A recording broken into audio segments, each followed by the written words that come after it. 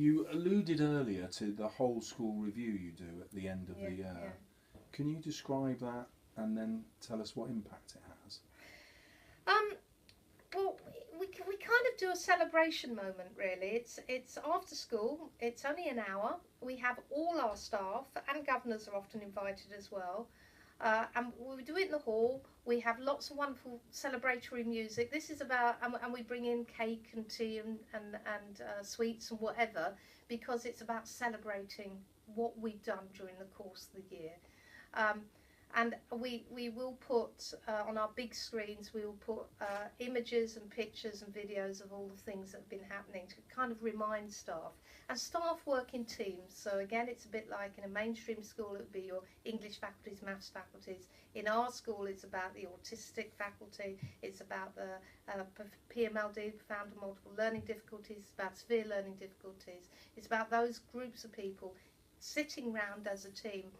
And it really just takes, and I like the middle leaders to take responsibility for their area. Again, we come back to leadership, and it takes a simple. There's a simple way of doing it, which is okay. What's gone really well this year? And we get staff to think about it in their class groups prior to all of this. They come with lots of ideas. What's gone really well? And then even better if, so what could we do, so what would be even better if, and then kind of actions that come out of it really. So what do we really want, what do we want to happen, to occur, what can we do next year? And all that then feeds, and we share all of that, so the provision groups share it all, but all that then feeds into our school development plan. It goes to our visioning day with governors. They have a look at what staff has said, and we try and bring those things into our development plan. What we have with our development plan is that the provision groups, the autistic provision group and the PMLD provision group and so on, have their own development plans, and they are responsible for it. So that middle leader is, much as the head of English will be responsible for theirs, is responsible for their development plan with their TAs and their teachers. And they develop that area. Sometimes whole school priorities like assessment, for instance, they will focus on a particular area of assessment that they need to do. So for instance, with our profound and multiple learning difficulties, they had to take a different form of assessment because it wouldn't work from our autistic unit, for instance. So they developed their own. What does it add to it? Well, I think staff, they like celebrating good practice. They like it. We have different ways of celebrating that.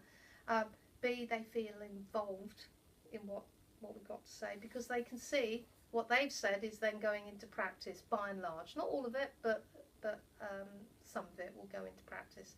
So they actually like being involved in the whole process.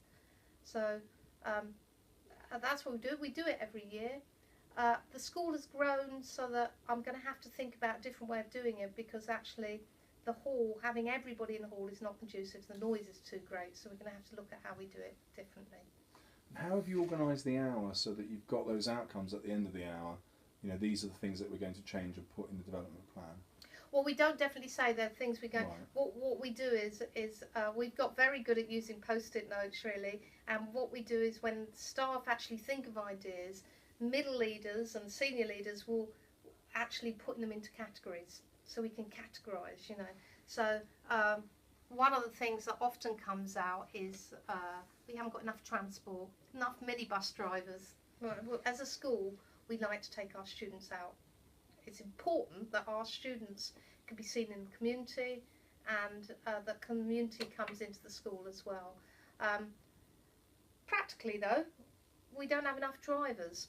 And so often what you get coming out of those meetings are actually, what practical solutions can we have to those? And those are the things that we can actually implement. Sometimes they would say we want our own swimming pool.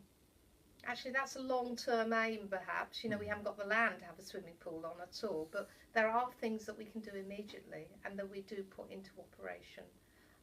So I think staff know that they have a voice. That's really, really important, that staff have a voice.